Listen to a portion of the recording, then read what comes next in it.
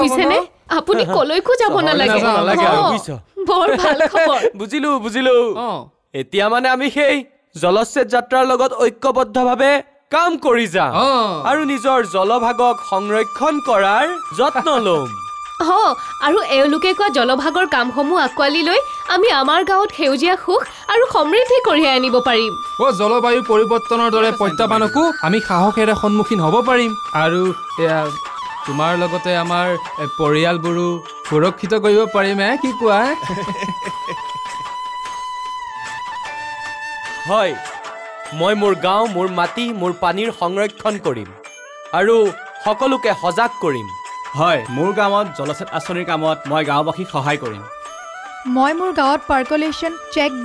check dam পুখুৰী নিৰ্মাণত সহায় আৰু সহযোগিতা আগবঢ়াম মই মোৰ পথাৰ আৰু পানী জমা হোৱা স্থানৰ মাটিৰ খহনীয়া ৰোধ কৰিবলৈ বৃক্ষ ৰোপণ কৰিম আৰু মথাউৰি তৈয়াৰ কৰিম